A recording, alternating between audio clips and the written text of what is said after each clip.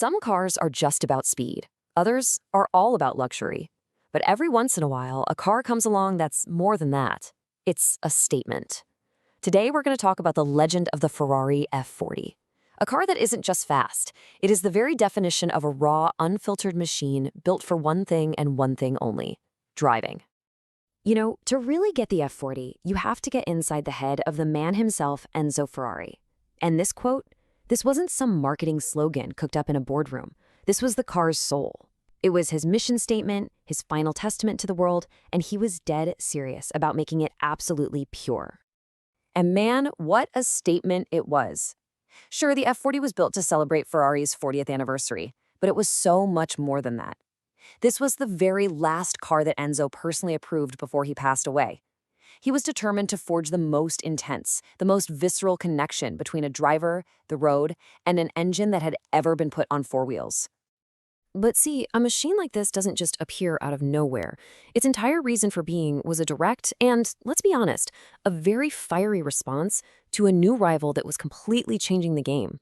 So, in the mid-'80s, Porsche drops this spaceship called the 959. It was a technical masterpiece, crammed with computers, all-wheel drive, and all the comforts you could imagine. It was incredible. But to Enzo Ferrari, it was like they were speaking a different language. He believed that any technology that got between the driver and the road was the enemy of true excitement. The F40 was his answer, a brutal rear-wheel drive animal built not on silicon chips, but on pure, raw, mechanical emotion. This was a battle for the soul of the supercar.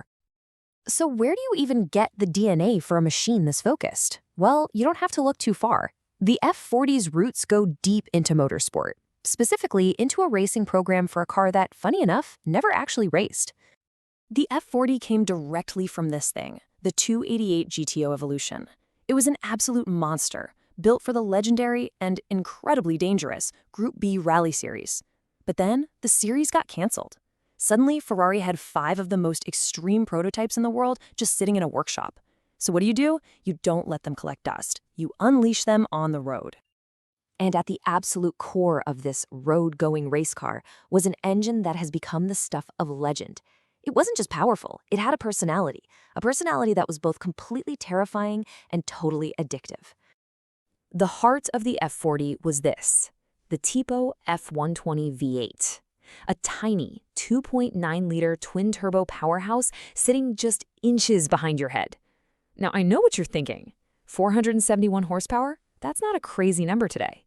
But you have to remember, in a car this light, that wasn't just horsepower. It was rocket fuel.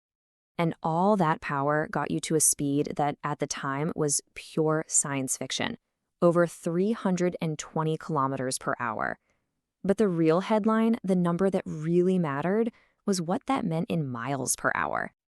The F40 was the first production car in history to officially smash the 200-mile-per-hour barrier. That was a monumental achievement. It was like the sound barrier for cars. It instantly made the F40 the undisputed king of speed.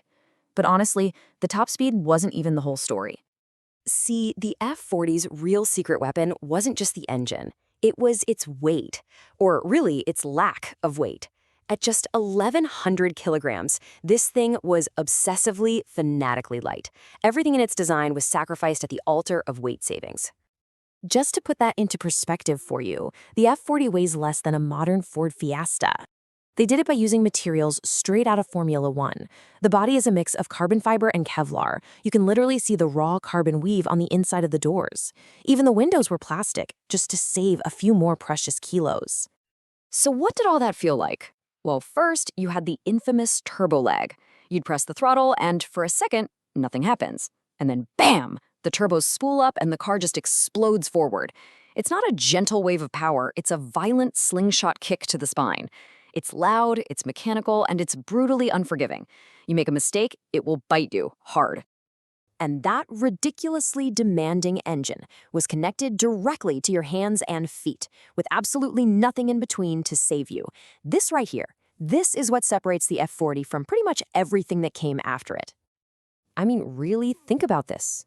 No anti-lock brakes, no traction control to bail you out if you get greedy with the gas pedal, no power steering. You felt every single pebble on the road right through your hands. There were 0 electronic safety nets. It was just you, the machine, and your own skill. That's it. And that wasn't a flaw. That was the whole point.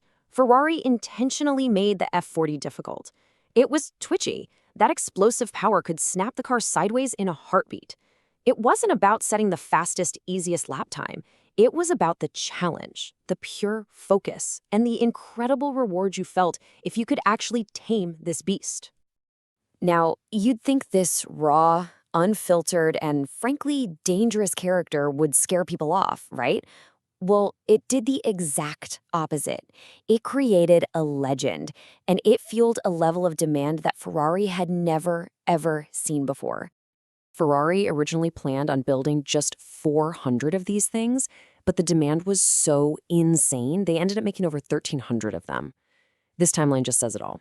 It went from an already expensive $400,000 to a $1 million collectible, and today, a good one will set you back over $3 million.